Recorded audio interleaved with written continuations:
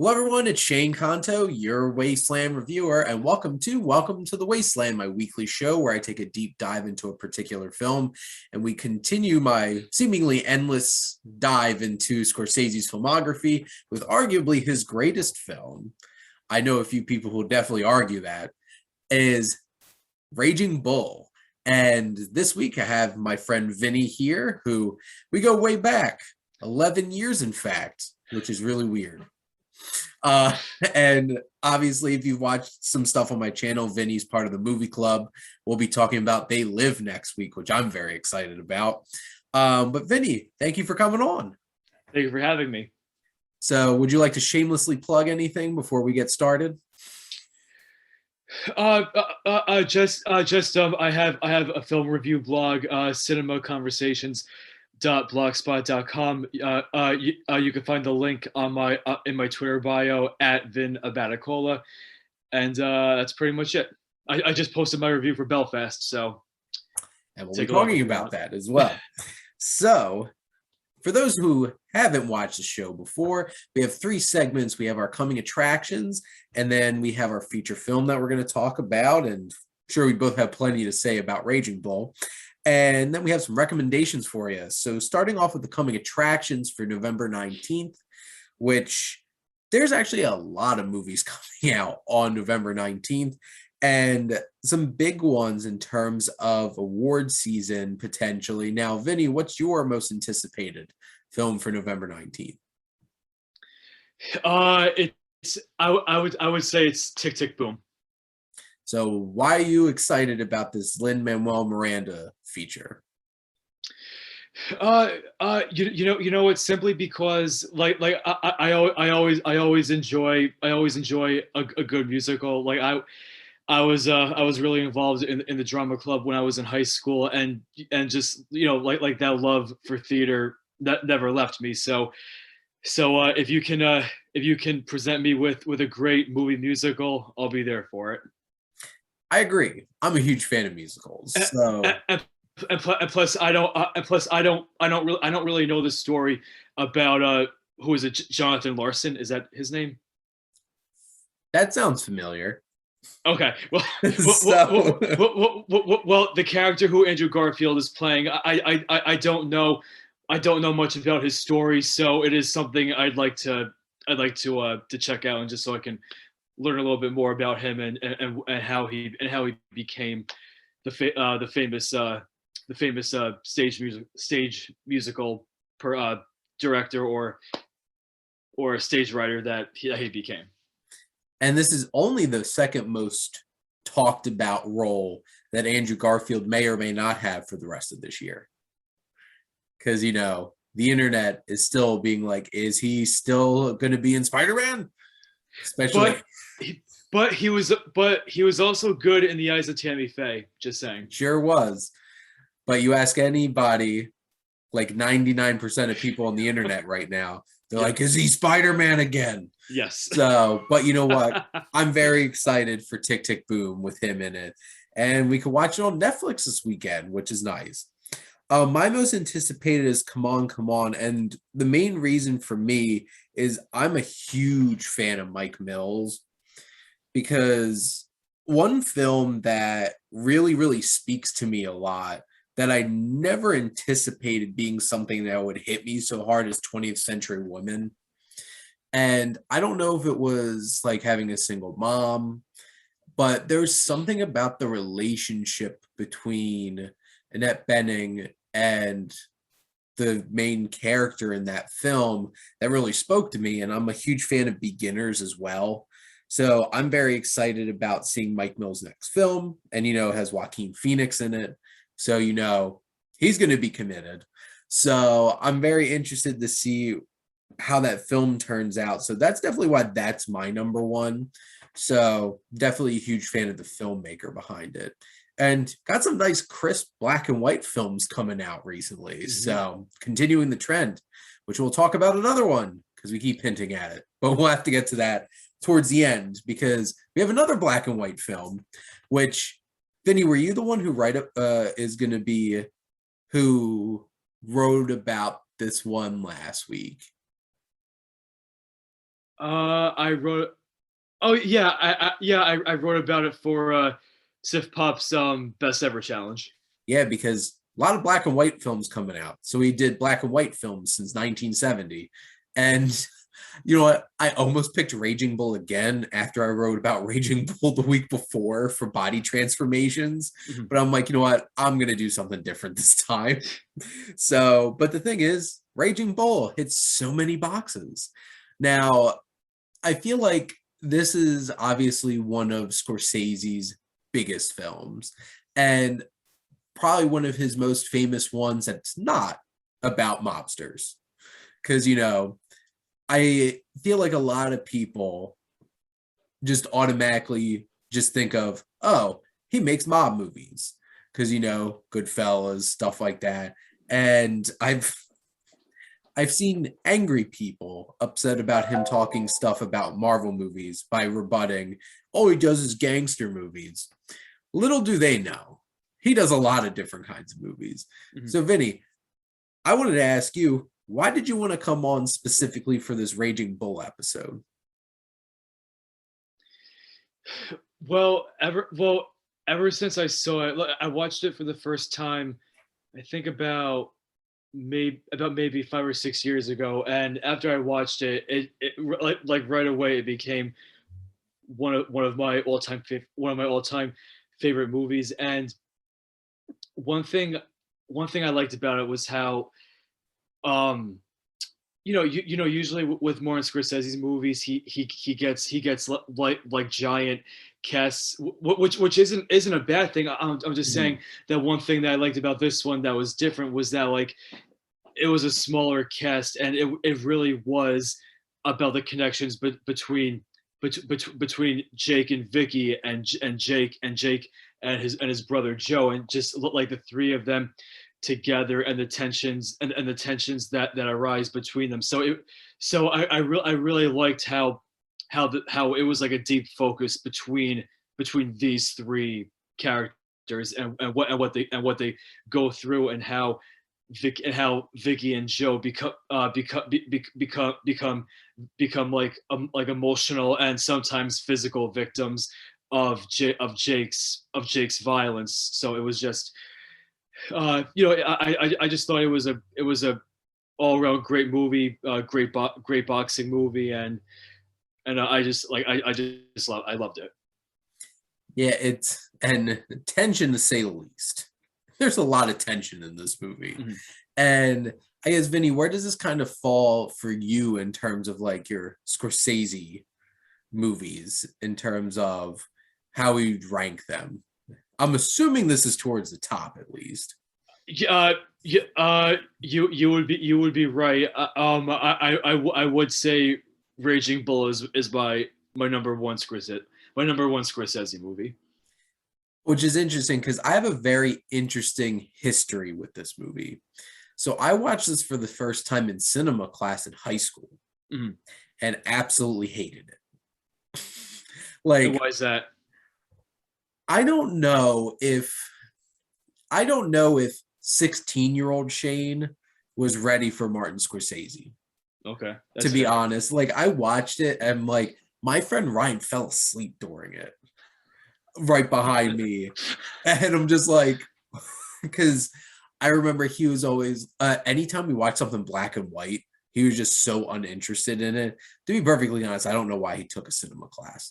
But like watching it, honestly, my feeling after watching it in that class was just, this is just a bunch of people yelling and cursing at each other for like 2 hours and 10 minutes.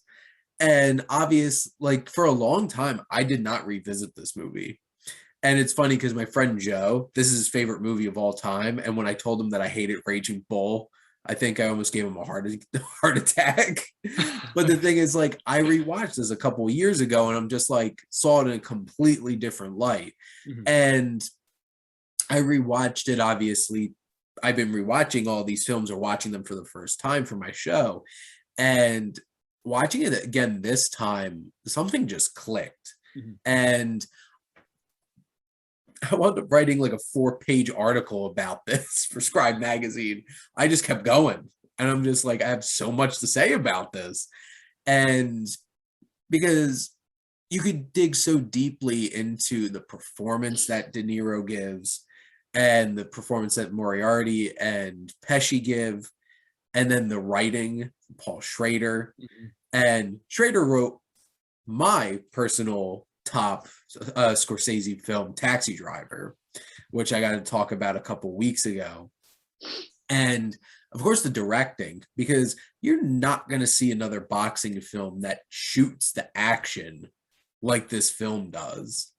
And because it's like, if you think about it, it's just like other famous boxing movies. Like you see Rocky, there's nothing particularly like Gritty is like overtly artful about how they shoot the boxing matches, at least like in like the original Rocky films. And yet there definitely does not have the same kind of grittiness that this has either. yeah. I mean, I know gritty is an overused word, but it was just the word that came to my mind in the moment. And they're brutal in this movie. Well, yeah, I was gonna say because you have in Raging Bull. I mean, I can't really.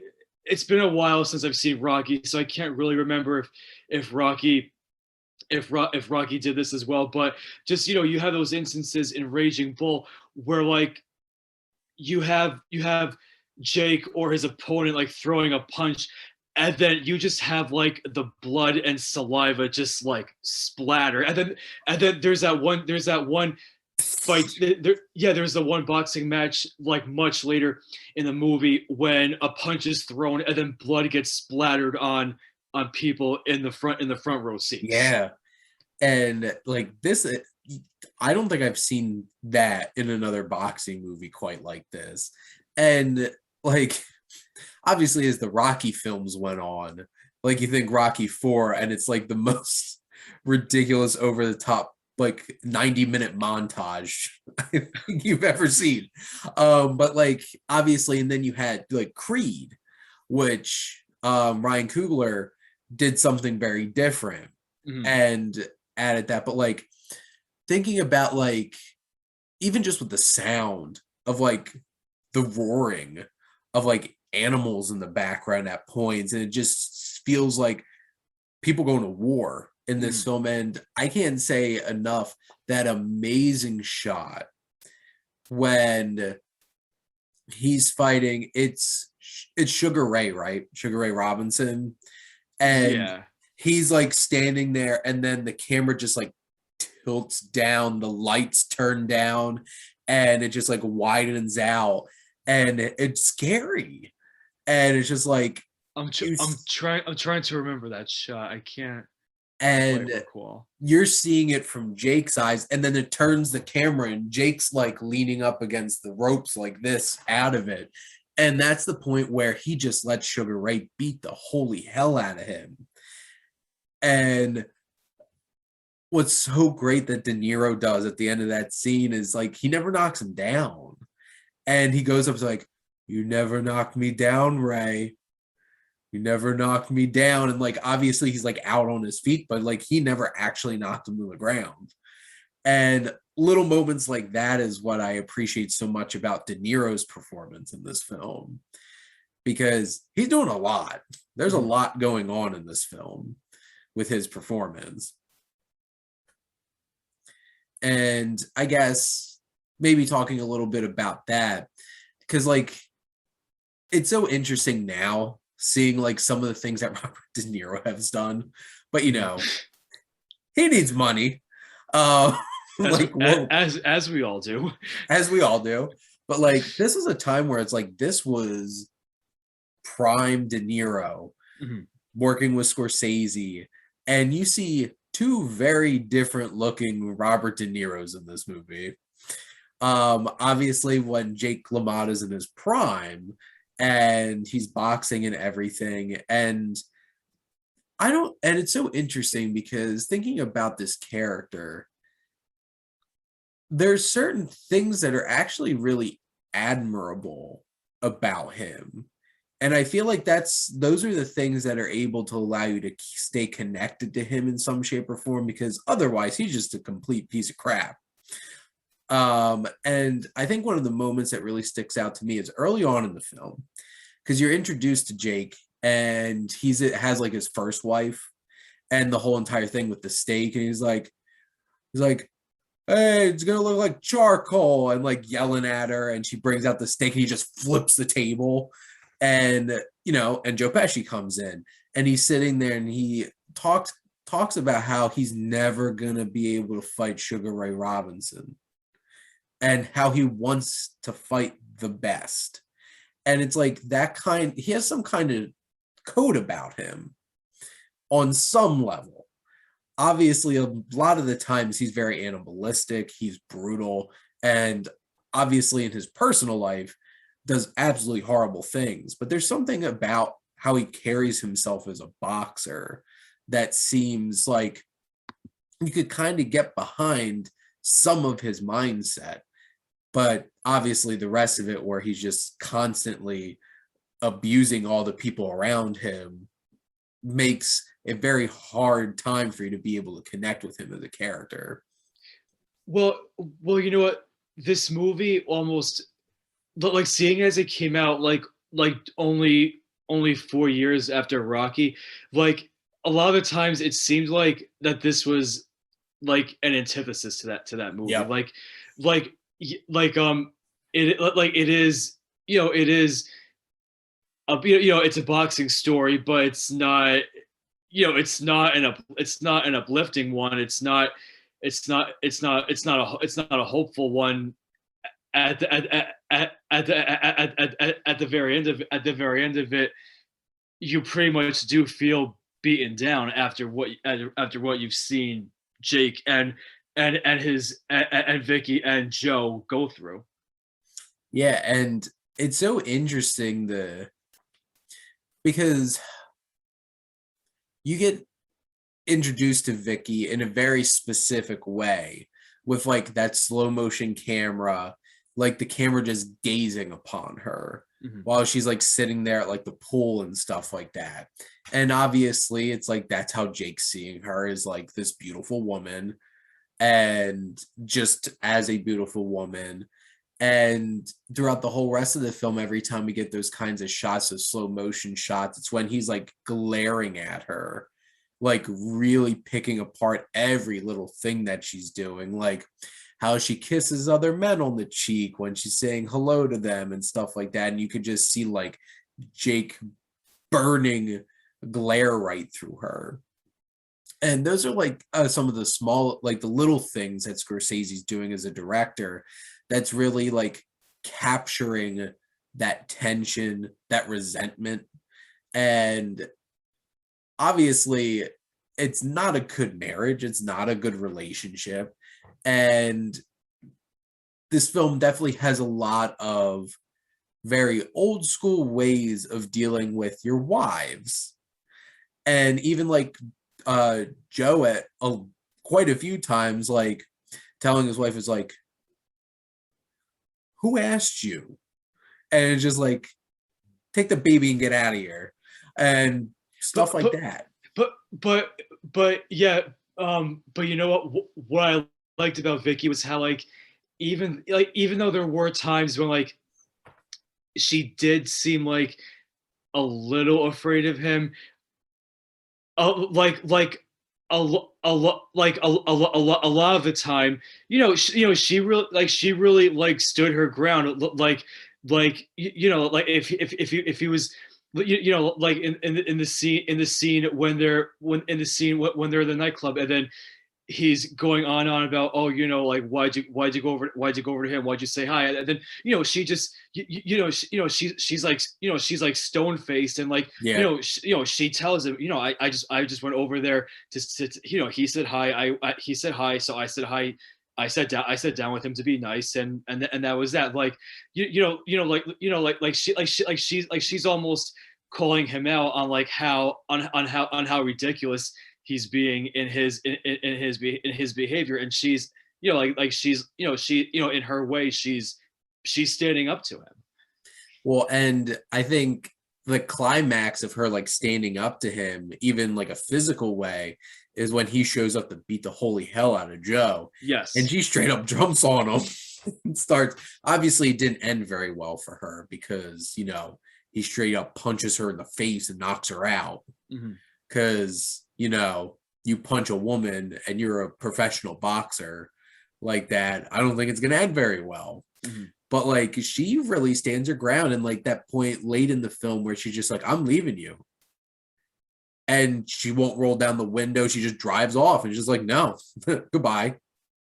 And like those moments, it's like you could definitely tell that like Vicky was a really interesting character. And for all of the like Scorsese-isms of like his filmmaking and like using the Rolling Stones and Give Me Shelter and long tracking shots, there's a lot, and the more that I've been watching his films, there's a lot of interesting domestic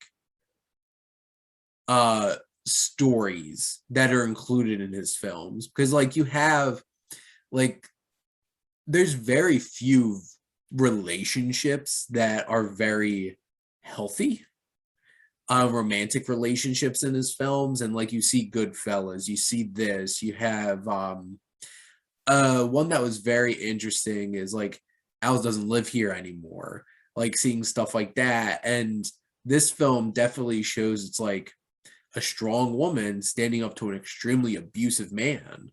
And even like Joe starts sticking up for her.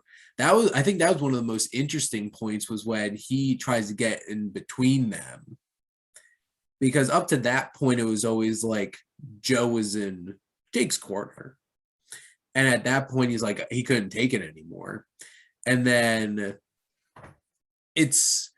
they capture like abusive relationships so well in this film. And there's just this uncomfortableness about like walking on eggshells in every conversation. Yeah. Like that once, you know, there's that one scene between Jake and Joe, and like I can't remember what they were talking about, but then like Joe says something, and then Jake is like, why'd you say that? And then Joe is like, what? Like, and then Joe's like, what? Then Joe's like, what do you mean? And then Jake's like, why'd you say it like that? And then Joe's like, I don't know what you're talking about. You're making something out of nothing. And like, like it goes on for a few minutes, and like you really see the annoyance that Joe is experiencing, and having to constantly like as you say walk on eggshells around Jake and try to keep him like calm and collected. Well, and that specific scene is because like he confronts Joe about Vicky, and like, why did Joe get in a fight with that one other guy? And it was over Vicky. And like Joe's like, this guy, and myself. It's just like, what are you talking about? And he's just like, but why'd you include yourself with the rest of them? Insinuating that Joe slept with Vicky. And it's interesting too, because like Vicky straight up says that she did, but is she telling the truth? Or is she just like saying that to like get him to stop? I figured she was just saying it. I figured too. And look how that ended up, because the second she said that, he's just like a force right out the door, right across over to Joe's house. And that's such a crazy sequence, because it's like you have the camera set up and like Joe's sitting at the table like this, and you just see in the background the door, and he just barges right in there, and you know what's coming. And Joe does not know what's coming. And he just straight up like, bam, like comes in there. And that was such great tension and build up. And you're just like, uh-oh, things are going to get real bad real quick. And obviously that was the sequence we were talking about where like Vicky jumps on his back and then he straight up punches her in the face. That was I think that was the hardest thing to watch in this whole entire film. All those boxing scenes of like all the brutality and the blood and the guts. But no, it was like him straight decking his wife in the face. Mhm. And it's just like, I don't like this. It's real bad. But, and like going back to De Niro, the fact that like he was in really great shape at the points of like at the height of his boxing career in this film. And then, Scorsese, as the story goes, sent him on a nice little cruise to gain like 30, 40 pounds. And then like you have De Niro towards the end of the film. And what I thought was so interesting is because like the way he talks and that constant like that like having been heavy a lot of my life, that like extra like shallow breath from just being out of breath all the time from being heavier. It's just like little things like that. And like De Niro captured that so well. And just like seeing Robert De Niro like that was so weird. Because it's like he legitimately packed on all that weight. It's like well before Christian Bale became like super famous for fluctuating like that. De Niro then got that. He then got that body back 10 years later for Cape Fear. And actually to an even higher extreme because he was like shredded in that movie. Yeah. Speaking of shredded, so was his teeth. Oh, yep. I remember that. That's commitment. That's crazy. You'd get your teeth sharpened and then get them fixed. It's like commitment. That's method acting for you, right? And it's just like, geez, but like he really went there, and it's so interesting that you see towards the end of the film, like this is like the most unadulterated Jake LaMotta, because it's like he doesn't need to be in shape anymore for his boxing. He just does what he wants. He packs on all this weight. He even says it like that first scene where it transitions into the future when he's out of shape now. He's just like, I don't have to worry about staying in shape for my fights and stuff like that. I don't have to worry about watching what I eat. And he's just like out at his club all late at night. And like he gets to try to be a comedian, which is very interesting, seeing as what Scorsese's next film is, King of Comedy. And the fact that he still channels that competitive nature into that comedy at the end, I love that last sequence where he's getting ready. Yep. And he does the whole entire thing from on the waterfront. Mm-hmm. And then and it's like that competitive nature never went away. And he still gets in the zone like that. And it's just such a fascinating performance from start to finish. And like watching back is like, this is why Robert De Niro is like considered one of the greatest actors of all time. He won Best Actor for this, right? I believe this was the one that he did get that Best Actor win. We're gonna fact check this, but like he really deserved it. Like this was and kudos to authenticity with all the hey, which I always think is hilarious that in all of Scorsese's movies he captures Italian men interacting with each other in such an authentic way. Like I remember I think it was even going all the way back to like that first film, now with blanking on the name of it, with Harvey Keitel in Mean Streets. Even before Mean Streets, like his first narrative film with Harvey Keitel in it captured that very well. And like just, Italian men interacting with each other. But yes, Mean Streets too. And because like just listening to Joe Pesci and Robert De Niro go back and forth with each other is so fantastic. Vinny, have you ever heard of Raging Fred? No. So they take scenes from this movie and take the audio and put it over Fred Flintstone and Barney Rubble. Oh my God. It's so funny. And because like it's just like instead of Fred Flintstone, it's Jake LaMotta, and instead of Barney, it's Joe, and they're just like F this, F that, back and forth at each other. God. And for some reason, it fits so perfectly, though. But and then does Vicky come in at Velma at some point? I don't. They might have, because they reenacted the trailer as the Flintstones. So great. And I gotta check that out. They use the music from like the opening, which that music is perfect. Like that opening sequence of like the credits with him like shadow boxing in the ring. Yep. And the music and everything, that really sets the stage for things. Well, like, and then you have the shadow boxing, like it bookends the movie, because you have that, and then you have the opening credits, and then you have the scene when he's in his dressing room at the very end. Yeah. So to confirm, Robert De Niro won Best Actor, beating Robert Duvall for The Great Santini, John Hurt for The Elephant Man, Jack Lemmon for Tribute, and Peter O'Toole for The Stuntman.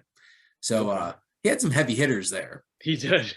It's like crazy to think about. They were all nominated for Best Actor in the same year. Obviously, like Jack Lemmon and Peter O'Toole were probably like on the, like obviously at the older end of things at that point. And like Robert Duvall was one of De Niro's peers, I guess. I think Duvall's a little bit older, right? I think so. And then John Hurt for The Elephant Man. Okay. So that's an interesting grouping of nominees. And then next year, Henry Fonda won for On Golden Pond. Yeah. Well, I mean, it was. Even though if it might have seemed like, a consolation Oscar, or, you know what? Even though it might have seemed like that, you know what? It's nice that he won. So, have you seen On Golden Pond? I haven't. I thought it was a nice movie. I watched it. I'm like, it's a really fine performance. The reason that it's stuck in my head is it's celebrating an anniversary and they're showing it in theaters. Oh, really? Because that came out in 81. Oh, okay. So 40 years. 40 years. And that's crazy. Like Raging Bull's 41 years old at this point. And look what De Niro's doing now. I'm so glad he had The Irishman, because like if he was only doing things like War Grandpa and Dirty Grandpa, I'd be so sad. Well, I remember when Silver Linings Playbook came out and he was getting all this supporting actor attention for it. I was like, oh, maybe this is him, getting back to like, taking acting seriously. And then sure enough, we had like after that we had like five more years of him doing whatever. Dirty Grandpa. Yep. But and then what's just so interesting going through all these Scorsese films leading up to next year when Killer of the Flower Moon. Oh yeah, I can't wait for that. Very excited. De Niro and Leo. Yep. Now they just need to get Keitel into the movie, and then you have all of his wonderful. I could have sworn I saw him on the cast list, but I might be mistaken. He could be. But I think Jesse Plemons is in it. Apparently, Jesse Plemons is going to be the lead. Oh, really? Okay. Yeah, and John Lithgow and Brendan Fraser both in it as well. I saw some set photos of them dressed up. So I'm like you said before, the whole ensemble that Scorsese's become known for now. And you brought up a really interesting point too, because this is a very intimate film in terms of like, this is very much like these three characters. And, Joe starts developing an interesting connection with Vicky, like kind of trying to stick up for her against Jake at times. And then what a sad, pathetic reunion that Jake has with Joe at the end of that film, which also on a side note, I pointed this out to Jess watching this and like, does Joe Pesci kind of look like Tony Shalhoub at that point? when he has like the mustache. Yeah. You know what? Now that you mention it, he does. But like that was like when he just goes up and like Joe does not reciprocate, and just like this is sad.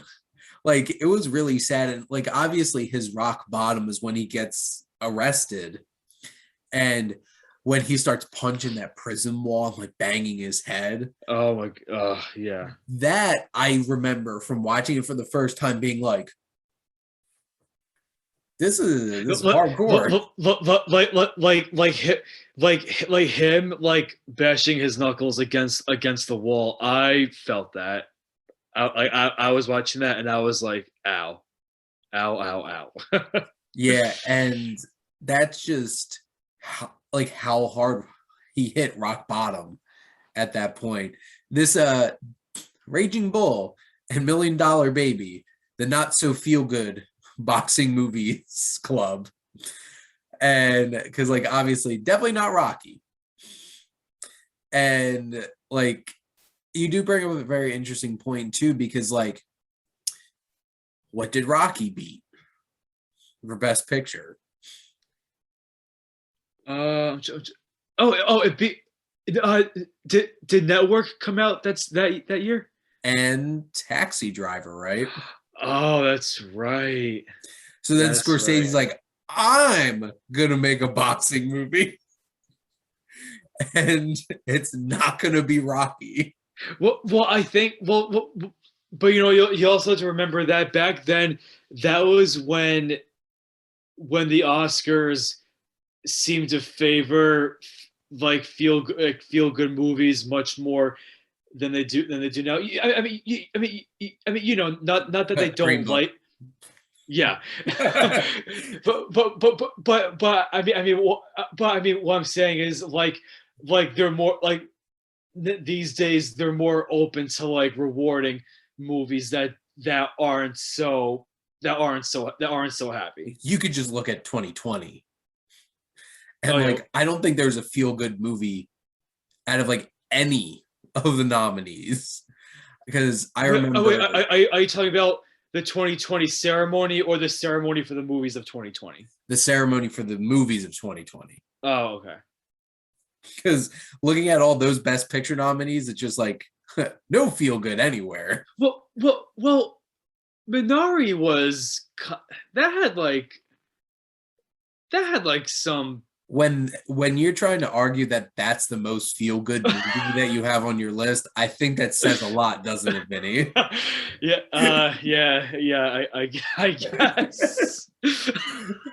Because I remember people complaining that like, can't they just like at least celebrate something that people had a good time watching? And it's just like, would have been perfect to have Palm Springs just thrown in there, because you know, Palm Springs was a blast.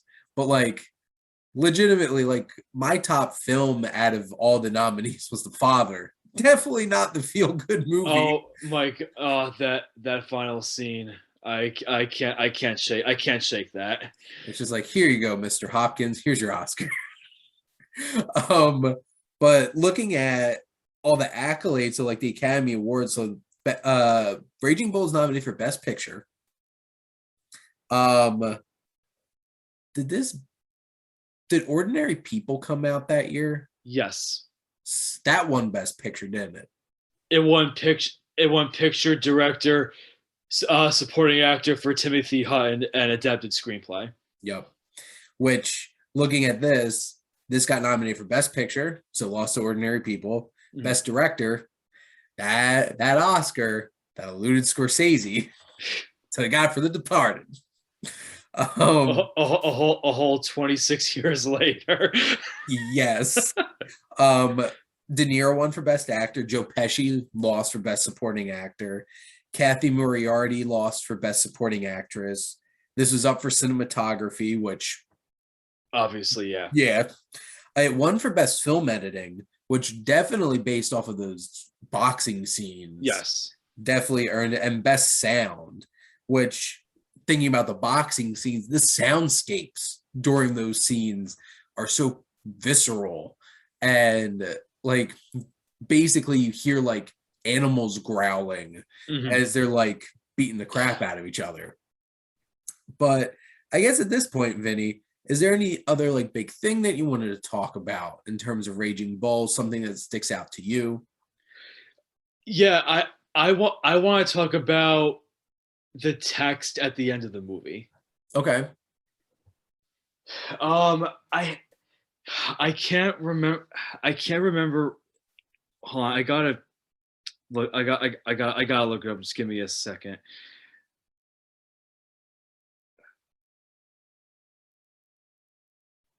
Because it definitely does go into the whole thing about Martin Scorsese you use like using like religious themes in his movies. Which that has definitely been a big through point with so many of the films that I've gotten to talk about on here so far. I never realized because like I always thought it was so random, like Last Temptation of Christ, Kundun, and Silence. And then you really watch his films and you're just like, no, that like Catholic guilt's everywhere. Okay, so And oh, go ahead. no, go ahead. Sorry. No, I was just gonna say, like, there's that underlying lining of like his religious beliefs in so many of his films. And whether they're very overt or not, like I know in Mean Streets, you get introduced to Harvey Keitel's character in a church. And it's just like all those different kinds of things. But what were you gonna say? Yeah. So this isn't the whole thing, but like like the quote, whether or not he is a sinner, I do not know. The man replied, all I know is this: once I was blind, but now I see. So like, what I kind of took that to mean was that like with this story, we don't obviously Jake LaMotta, he was a real person, so you could read up about him and like see like how he got into boxing, but going into the movie, like you're not really aware of the circumstances of his life that led him up to being a boxer. You don't know what influenced him to become the abusive person that he is. So that feeds into the whole part of whether or not he is a sinner. I do not know, because yeah, he could have been a good person before this, but now we're seeing a new side of him. So now it's our job to figure out exactly what kind of a person he is. And then you have the second part, all I know is this: once I was blind, but now I see. We got a chance to see Jake LaMotta for who he was in these years of his life. But then I think after the movie's done, we have to look at that into like the wider context of his life, with what we saw and what possibly came before what we saw. Well, and I think like what popped in my head when that came up at the end is, do we see Jake as like who he really is at the end of the film? Like with all of like the boxing stripped away, losing his family, like does he seem like he's happy at the end?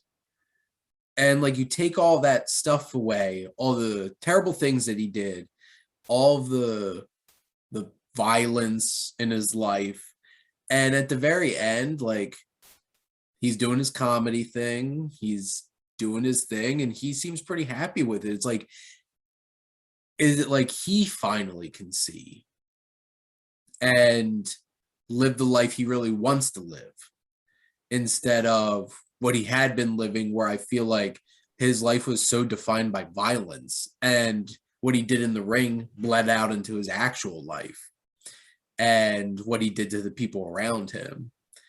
But I don't know. I felt like that was what popped into my head when I was really thinking about it. And like I could definitely see that as well, what you brought up in terms of what we see at like of him and his life and what we do and don't know how he got to this place.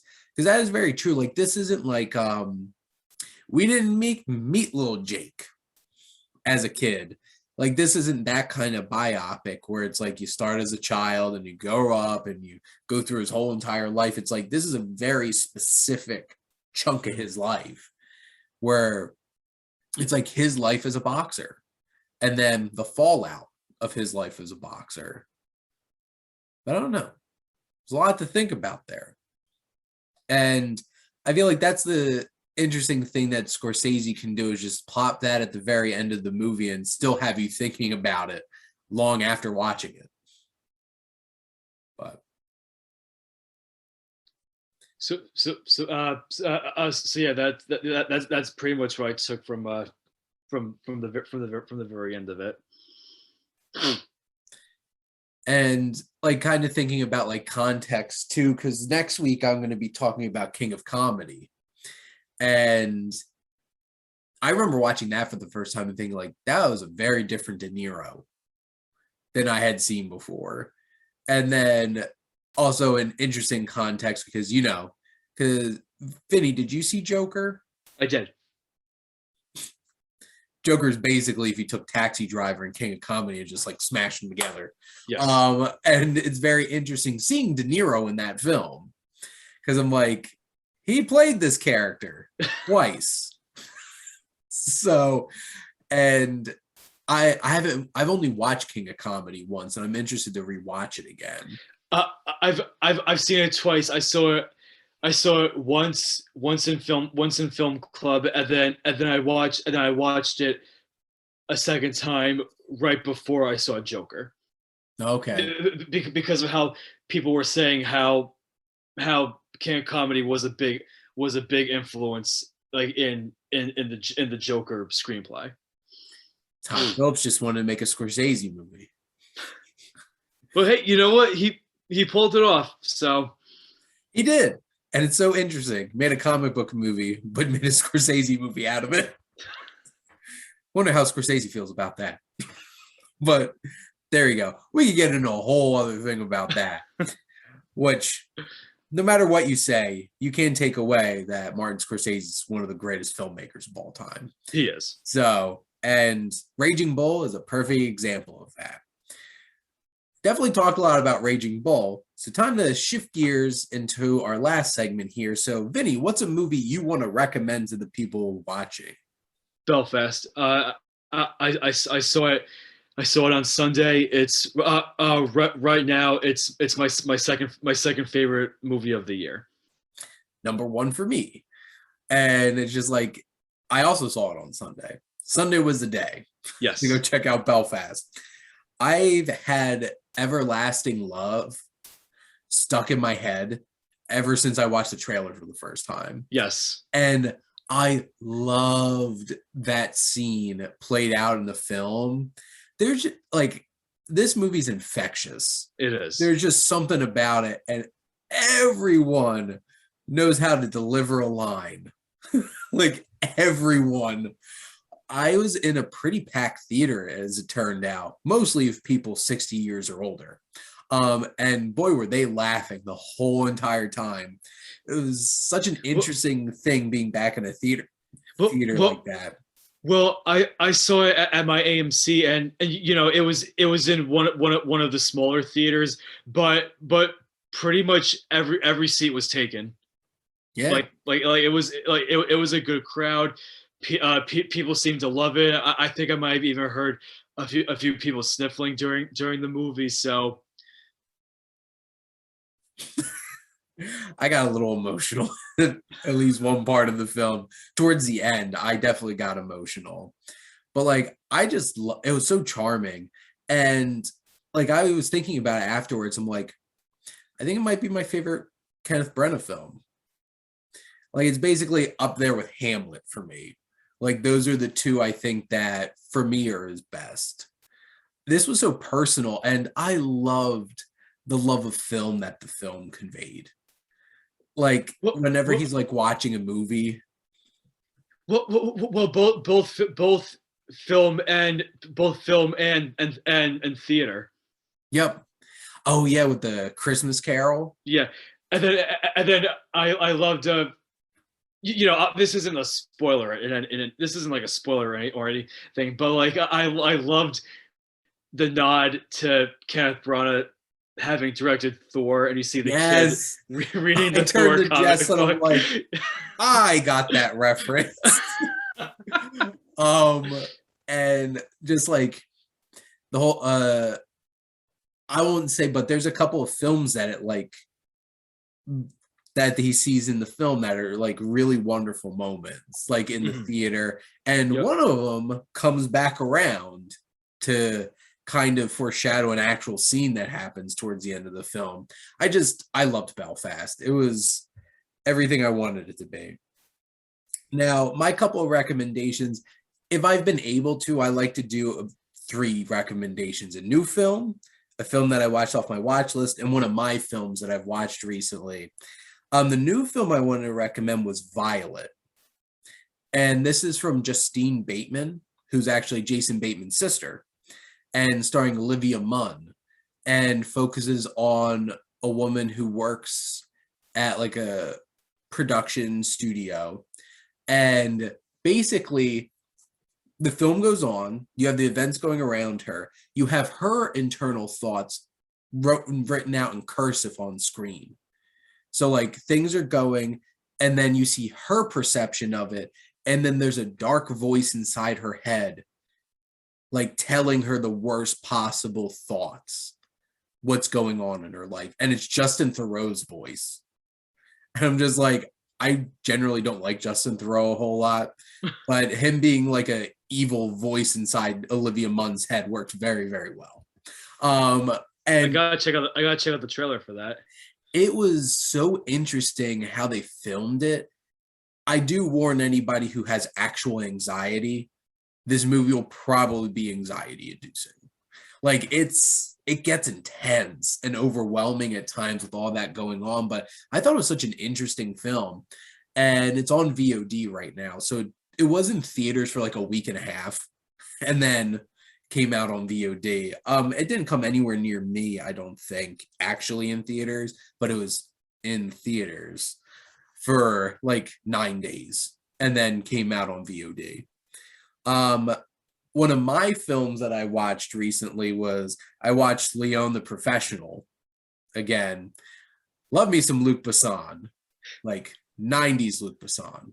Probably not so much like today. Much Luc Besson. Huh? Valerian. Bad casting. I honestly feel like a lot of that was bad casting.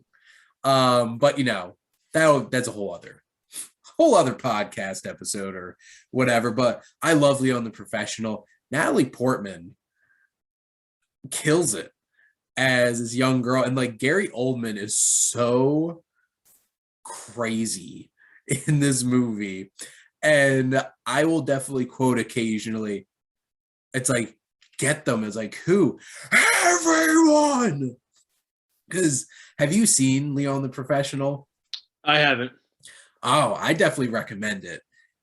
And like Jean Reno as Leon, it's such an interesting dichotomy. Is like he's a hitman, like he's a cleaner, except he's a sweet man. And just like this weird thing where like he starts to develop this like father-daughter relationship with this orphan girl, Natalie Portman, after her whole family's killed by a dirty cop and his crew, Gary Oldman. And it has some great action. It's very intense. It has some great performances. So, and a very like specific 90s Luc Besson kind of feel to it.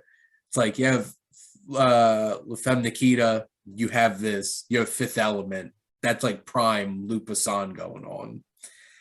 And then one film that I checked off my watch list finally, because this had been on there for a long time, was Being There with Peter Sellers, where Peter Sellers plays a gardener, a very simple man, and his ward, the guy who he works for, passes away. And basically, he just wanders through life, gaining a bunch of influence and stuff like that, because he's simple, says things very bluntly and like unironically, but everyone finds everything he says profound. And like, it's such a great performance from Peter Sellers, and it's such an interesting and like dryly funny film. And unfortunately, I think it was Peter Sellers' last performance, because he died like, I think in his 50s, which was really sad. But like, if you haven't seen Being There, check that one out. I watched it on the Criterion channel, because I pay for Criterion channel because I'm a film nerd. So there you go. I should probably get that. It's funny because I could really flex right now. I have a membership card that says I'm an original subscriber to the Criterion channel. So there you go. Get that laminated. I don't have to get it laminated. It's metal. Oh. I'm going to do it anyway. Yeah, just flash it. Trying to find it in my wallet. It should be in the very front of your wallet, Shane. I got to protect this, Vinny. Somebody might want to steal my Criterion card. Ooh, fancy. Shane Kanto, charter subscriber since April 8th, 2019. So, and this is like actual metal. You're like Patrick Bateman right now. Yes, I'm being very extra about my business cards right now. And then Jared Leto walks in and just like puts you to shame. It's like, but I got an original member number 1 card. I'm just sitting there like judging. And then before you know it, you invite him to your apartment. And you put on some Huey Lewis in the News. And things get very violent very quickly. There you go. That was an unexpected reference, but there you go. I love the Criterion channel. There's so much stuff to watch on there. It's actually been helpful with some of the Scorsese shorts that I've been watching, like short films and stuff like that. So it's been a very interesting ride, and this ride's going to continue until June. So, but now, Vinny, I appreciate you coming on and talking some Raging Bull. Thank you for having me. It was a raging good time. Sure was. There you go. We have a lot of fun here on Welcome to the Wasteland. But check out Vinny's blog. Go check him out on Twitter, and links in the bio. I read them every time they pop up on Twitter. So there we go. Got to support your friends. So Vinny. Well, thank you. Thank you for coming on. But thank all of you out there for always tuning in and supporting your Wasteland Reviewer.